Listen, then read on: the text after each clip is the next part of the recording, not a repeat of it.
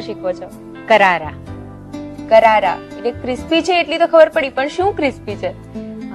શક્કરપારાનું એક નવું ફોર્મ છે. અચ્છા. જેમ આપણે રસ સાથે બપડી રોટલી ખાઈએ છીએ એવી જ રીતે રસ સાથે મગની દાળ ખાઈએ છીએ. તો એ મગની દાળમાંથી આપણે બનાવીએ છીએ. ઓકે, કંઈક ઇન્ટરેસ્ટિંગ છે. સામગ્રી શું લઈએ છે? મગની દાળ, ઘઉંનો લોટ, ચોખાનો લોટ અને મસાલા. ઓકે, તો શીખવી દઉં ઝડપથી. એક બાઉલ લઈએ, એની અંદર 1/4 કપ મગની દાળ જે વઘારેલી છે એ જ રેડી. એટલા જ માપનો ચોખાનો લોટ 1/4 કપ અને એટલો જ ઘઉંનો લોટ. 2 ટીસ્પૂન મોણ. આપણે જે દાળ વઘારી છે એમાં તો તેલ છે જ. કાળા તલ 1 ચમચી એટલે 1 ટીસ્પૂન. મીઠું મગની દાળમાં છે એટલે લોટના માપનું એટલે 1/2 ટીસ્પૂન. લસણનો પાવડર છે એ 1/4 ટીસ્પૂન.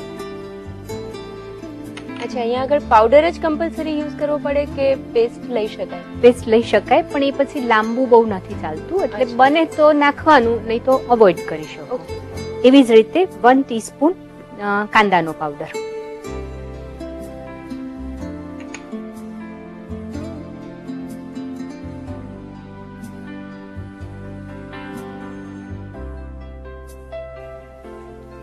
એમાં પાણી નાખીને લોટ બાંધીએ.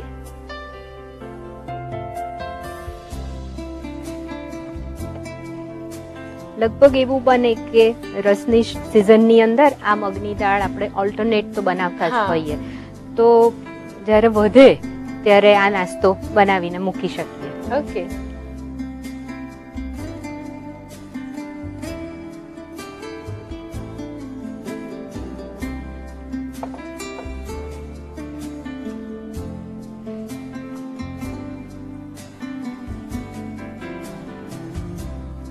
આવી જ રીતે જે રસ વધ્યો હોય એમાંથી પણ આવી જ રીતે બનાવી શકીએ. જે મગની દાળ આપણે એડ કરી, મગની દાળ નહીં રાખવાની પણ રસ નાખવાનો, રસથી જ લોટ બાંધવાનો. અચ્છા. અને એના શક્કરપારા બનાવી શકીએ.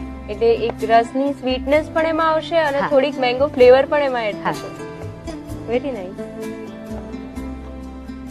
એકદમ કઠણ લોટ બાંધીએ છીએ. હા, તો જ ક્રિસ્પી થશે, કારણ કે મગની દાળનું મોઇસ્ચર છે, આપણે થોડું પાણી પણ નાખ્યું છે, એટલે જો કઠણ હશે ને તો જ એ કડક થશે. ઓકે.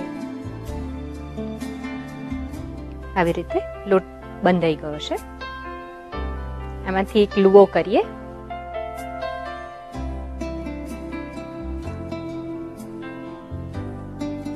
ચોખાના લોટનો અટામણ લઈશું.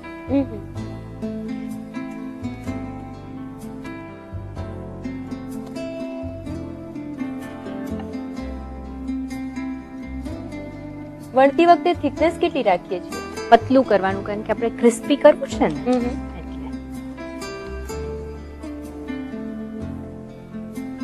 આવી રીતે કાપી લઈએ છીએ એટલે એક સરખી સાઈઝના થશે. રાઈટ.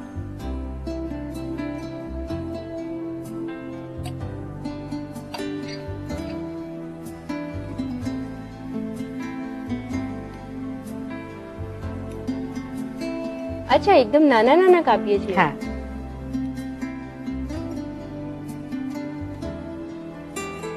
પછી વચ્ચેથી કાપી લઈશું અને પ્લેટમાં કાઢી લઈએ. આ રેડી થઈ ગયા છે. હવે એને તેલમાં નાખી દઈશું.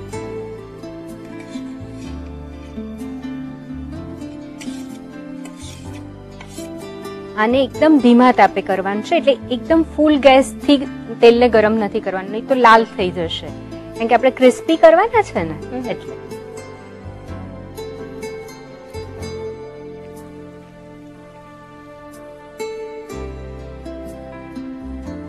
ક્યાં સુધી તળવાના છે?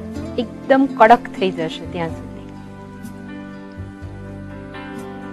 કડક થઈ ગયા છે, કાઢી લઈએ.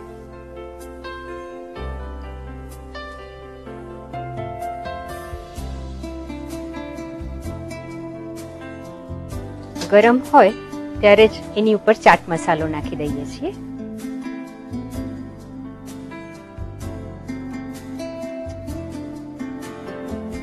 આમાં ઉપર બીજા કોઈ મસાલા નાખી શકાય છે? હા, પણ આમાં છે ને આપણે કાંદા લસણ બંને અંદર નાખેલા હા. છે, એટલે ચાટ મસાલો સરસ લાગે છે, અથવા તો ડ્રાય ચીઝનો જે પાવડર આવે છે એ નાખી શકીએ. સર્વિંગમાં લઈએ.